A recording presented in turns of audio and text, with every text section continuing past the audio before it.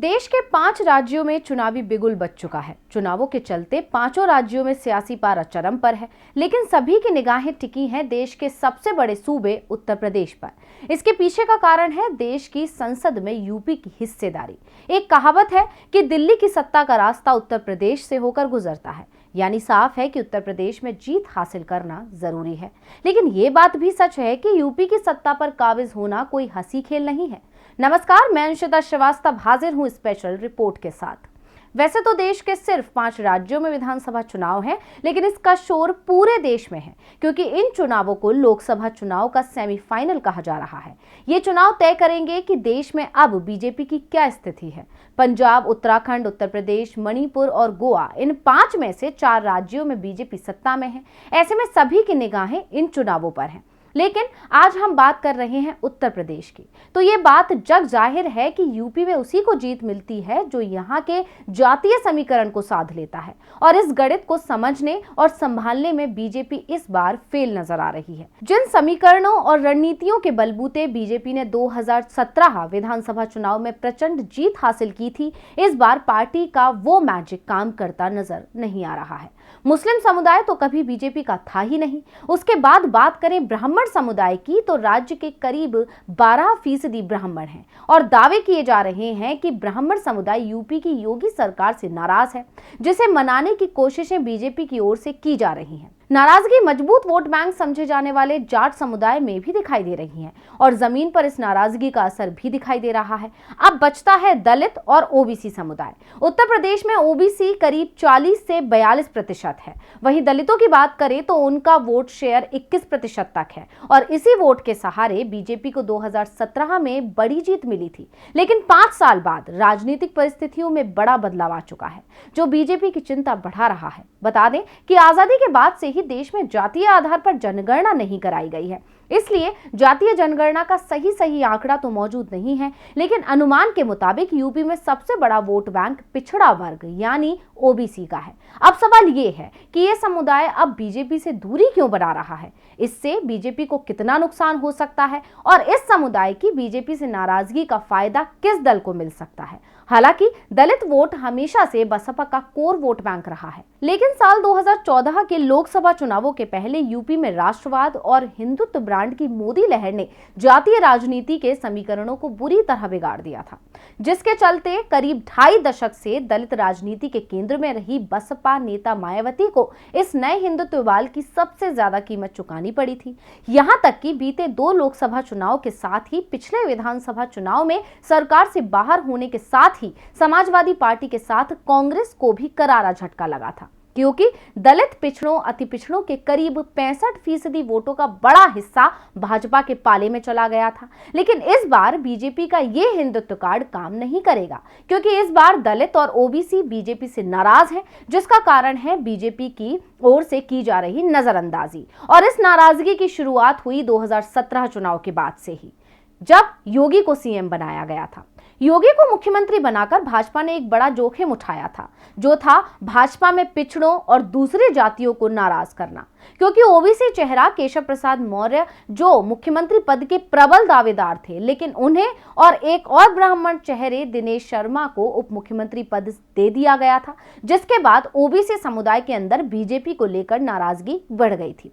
इसके बाद योगी शासन तंत्र ने 4.5 साल में नौकरशाही से लेकर जिलों और पुलिस चौकी तक उच्च जातियों के अधिकारियों की तैनातियों का सिलसिला शुरू कर दिया, क्योंकि उत्तर प्रदेश में उच्च पदों पर हुई नियुक्तियों ने सरकार से दलित और ओबीसी की नाराजगी और ज्यादा बढ़ा दी। बीजेपी की सरकार में यूपी में 26% डीएम योगी आदित्यनाथ की जाति के यानी ठाकुर हैं। यूपी में कुल 75 जिले हैं, इनमें से 61 जिलों में एसपी और डीएम में से एक पद पर ठाकुर या ब्राह्मण हैं। कई जगहों पर दोनों पदों पर इन्हीं जातियों से अफसर हैं। यूपी के कुल जिलाधिकारियों में से 40% सवर्ण है। 26% ठाकुरों के बाद सबसे ज्यादा संख्या ब्राह्मण जिलाधिकारियों की है, जो 11% हैं। एसएसपी एसपी की बात करें तो 75 में से 18 18 जिलों की कमान ठाकुरों के पास है और 18 ब्राह्मणों के पास है। एक बार सभी जातियों के अफसरों का आंकड़ा सामने रख लेते हैं, जिससे तस्वीर और ज्यादा साफ हो जाएगी।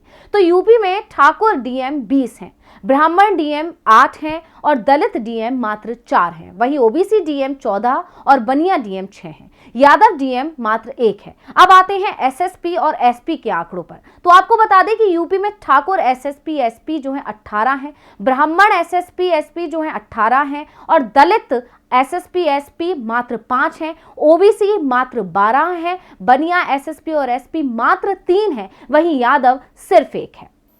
अब योगी सरकार के इस भेदभाव ने दलित पिछड़ी जातियों को बीजेपी से दूर कर दिया। इन समुदायों का मानना है कि बीजेपी इनको उभरने नहीं दे रही है, ना ही नेतृत्व करने दे रही है। अब चुनाव करीब आते ही भाजपा को सत्ता दिलाने में मजबूत भूमिका निभाने वाले जाट समुदाय ने भाजपा से किनारा पहले ही कर लिया है। छोटी राजनीतिक पार्टियां जो 7 से 8 साल से भाजपा के साथ थीं, अब धीरे धीरे उससे किनारा कर रही हैं। कुछ माह पहले सुहेलदेव भारतीय समाज पार्टी के अध्यक्ष भाजपा से नाता तोड़कर समाजवादी पार्टी के साथ आ गए। वो पिछले साल तक योगी सरकार में कैबिनेट मंत्री थे। बीजेपी की मुश्किल बस इतनी ही नहीं है। हालात ये हैं कि उत्तर प्रदेश में राजनीति पिछड़ा बनाम बीजेपी के मुहाने पर आकर खड़ी हुई है। बागी विधायक बीजेपी पर पिछड़ा दलित विरोधी होने के आरोप लगा रहे हैं। पिछले कुछ दिनों से यूपी की सियासत इसी के इर्द गिर्द घूम रही है। बीजेपी के विधायक और मंत्री जो बागी हुए, उनका आरोप है कि पिछड़ों और दलितों के लिए योगी सरकार ने कुछ किया ही नहीं है। बीजेपी के प्रचंड बहुमत की सरकार में बड़ा रोल प्ले करने वाले ओबीसी समुदाय के कुछ बड़े नेता बीजेपी छोड़ चुके हैं। स्वामी प्रसाद मौर्य, दारा सिंह चौहान और धर्म सिंह सैनी समेत आधा दर्जन ओबीसी विधायकों को बीजेपी से तोड़कर अखिलेश ने ओबीसी वोट बैंक में सेंधमारी कर दी है, जिससे अब ये वोट बैंक समाजवादी पार्टी को बड़ा फायदा पहुंचा सकता है, क्योंकि इन नेताओं ने बीजेपी छोड़ते ही बीजेपी पर आरोपों की बौछार शुरू कर दी थी। और स्वामी प्रसाद मौर्य ने तो 80 बनाम 20 की जगह अब 85 बनाम 15 का नारा दे दिया, जिसके बाद बीजेपी इस मुद्दे पर पूरी तरह घिर गई है। जिसके बाद बीजेपी डैमेज कंट्रोल की पूरी कोशिश भी कर रही है। यहां तक कि यूपी बीजेपी अध्यक्ष स्वतंत्र देव सिंह तो ट्विटर पर अभियान भी चला रहे हैं, जिसके जरिए वो बताने की कोशिश में लगे हुए हैं कि बीजेपी ने ओबीसी के लिए क्या कुछ किया है। लेकिन जो ओबीसी नेता अखिलेश की साइकिल पर सवार हो गए हैं, वो इस वोट बैंक में डेंट जरूर मारेंगे। फिलहाल ओबीसी नेताओं के पार्टी छोड़ने से बीजेपी बैकफुट पर जरूर नजर आ रही है। अब ये सभी समीकरण बता रहे हैं कि दलित, पिछड़ी और कमजोर मानी जाने वाली जातियां, जिन्होंने 2014 के बाद 2017 और फिर 2019 के पिछले आम चुनावों में भाजपा को हिंदुत्व की लहर में बहकर आंख मूंदकर वोट और समर्थन किया, 2022 के विधानसभा चुनावों के पहले ही इन सभी समुदायों का भाजपा से पूरी तरह से मोह भंग हो गया है। मुस्लिम आबादी के साथ इन सभी वर्ग के मतदाताओं का गठजोड़ भाजपा के लिए सबसे बड़ा संकट खड़ा करेगा, जिसके बाद बीजेपी के लिए दिल्ली तो दूर, उत्तर प्रदेश की सत्ता हासिल करना ही मुश्किल हो सकता है। तो आज की स्पेशल रिपोर्ट में बस इतना ही। फिर हाजिर होंगे एक और स्पेशल रिपोर्ट के साथ। तब तक के लिए मुझे दीजिए इजाजत। देखते रहिए डीवी लाइव। नमस्कार।